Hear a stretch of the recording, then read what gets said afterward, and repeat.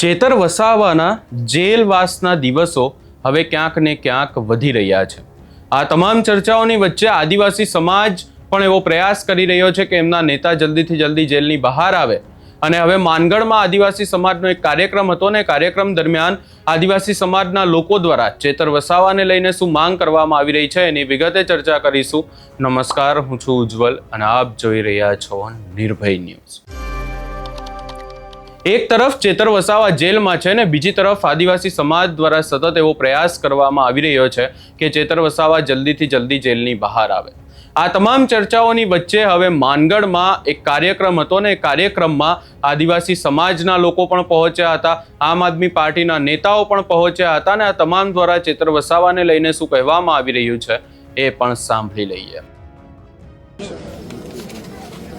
આજે અમે માનગઢની ભૂમિ પર 17 જુલાઈ 2026ના રોજ અહીંયા ગાડી ભેગા થયેલા છે, જેમાં મહારાષ્ટ્ર, રાજસ્થાન, મધ્યપ્રદેશ અને ગુજરાતના તમામ આદિવાસી સમાજના આગેવાનો, યુવા સાથી મિત્રો, અલગ અલગ સંગઠનના લોકો આજે એક મંચ પર અમે ભેગા થયા છે। આજે દેશને આઝાદ થયા 79 વર્ષ થઈ ગયા, તેમ છતાં પણ આજે અમારા આદિવાસી સમાજના લોકો રોડ, રસ્તા, શિક્ષણ, આરોગ્ય માટે આજે એ લોકો વલખા મારી રહ્યા છે। આજે અમારા લોકોને ન્યાય નથી મળતો। આજે અમારા લોકો જે ખેતીની જમીન જે લોકો જંગલોમાં ખેડી રહ્યા છે, આજે તેવા લોકોને એનકાઉન્ટર કરી દેવામાં આવે છે, નક્સલીઓ જાહેર કરવામાં આવે છે, ખોટા કેસો કરવામાં આવે છે, એફઆઈઆરો કરી અને અમારા આગેવાનો હોય, ધારાસભ્ય શ્રી ચૈતરભાઈ વસાવા હોય, એવા લોકોને આજે ખોટા કેસો કરી આજે એમને જેલમાં મૂકવામાં આવે છે, અમારો અવાજ દબાવવામાં આવે છે। પણ મિત્રો, આજે અમારો તમામ આદિવાસી સમાજ આજે જાગી ગયો છે અને અમારા હક અને અધિકાર માટે અવાજ ઉઠાવે છે।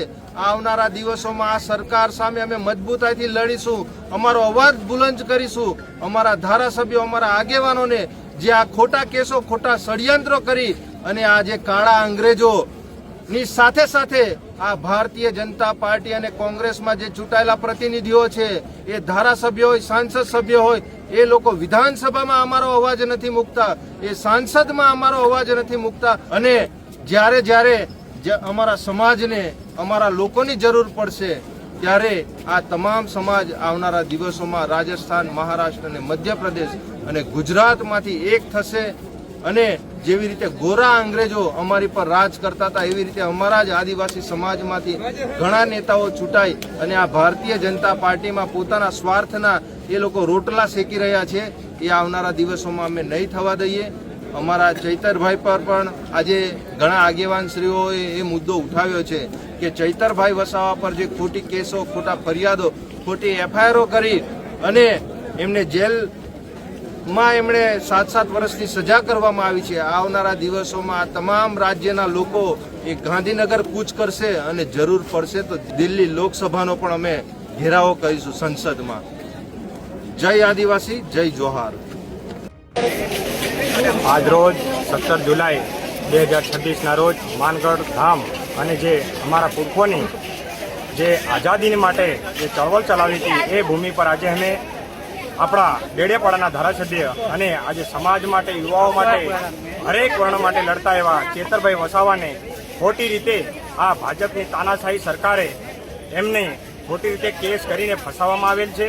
એમના દમન સામે આજે અમે લાખોની સંખ્યામાં અહીં માનગઢની ધરતી પર આહવાન કરીએ કે આવી ભ્રષ્ટ ભાજપની સરકારને જડમૂળમાંથી ઉખેડી આજે એમની આજે શપથ લઈએ કે ભાઈ કે આપણા યુવા સમાજ જાગો, આદિવાસી સમાજ જાગો અને આ જે ભ્રષ્ટ અને તાનાશાહી સરકારને ઉખેડીને ફેંકી નાખો। જય જોહાર, સૌને નમસ્કાર। આપ સૌ જાણો છો એ રીતે આજે 17મી જુલાઈના રોજ દર વર્ષે અહીંયા માનગઢ ધામ પર જે આપણો આદિવાસી સમાજ ભેગો થઈ અને આ ભીલ પ્રદેશની માંગ કરે છે, જ્યારે ભૂતકાળની અંદર 1913માં અંગ્રેજો દ્વારા આપણા ભારત દેશને આઝાદ કરવા માટે જ્યારે આદિવાસીઓ લડત લડી રહ્યા હતા, તે વખતે 17 જુલાઈ 1913ના રોજ 1507 જેટલા આદિવાસી ભાઈઓને આપણે શહીદ અહીંયા થયા હતા।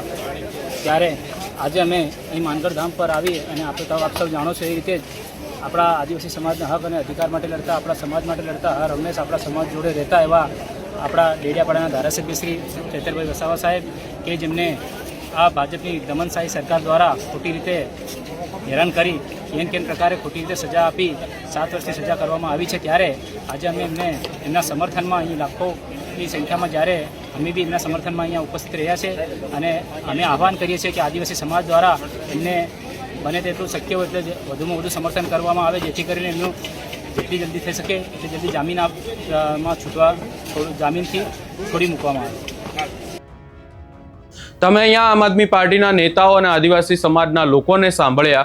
અહીંયા માંગ સીધી એ જ કરવામાં આવી રહી છે કે ચેતર વસાવાને જલ્દીથી જલ્દી જેલની બહાર લાવવામાં આવે, કારણ કે આદિવાસી સમાજ હવે ભીલ પ્રદેશના મુદ્દાને લઈને પણ સતત વિરોધ કરી રહ્યો છે અને ચેતર વસાવા એમના નેતાની એમને હવે જરૂર છે, કારણ કે જ્યારે જ્યારે આવા વિરોધ કરવામાં આવે છે, જ્યારે જ્યારે આવા સવાલો ઊભા કરવામાં આવે છે આદિવાસી સમાજ દ્વારા, ત્યારે ચેતર વસાવા હંમેશા આ લોકોની સાથે ઊભા રહેતા હોય છે અને હવે એમને એમના નેતાની જરૂર છે, પરંતુ ચેતર વસાવા હાલ જેલમાં છે. ચેતર વસાવા કેસને લઈને જો વાત કરવામાં આવે તો હાઈકોર્ટમાંથી એક પછી એક તારીખો પડી રહી છે. 22 તારીખ હવે આપવામાં આવી છે. જોવાનું રહેશે કે 22 તારીખે શું થાય છે. આ સમગ્ર બાબતે તમારો શું અભિપ્રાય છે એ અમને કમેન્ટ કરી જરૂર જણાવશો ને અમારી ચેનલ નિર્ભય ન્યૂઝને લાઇક, શેર, સબસ્ક્રાઇબ કરવાનું ભૂલશો નહીં.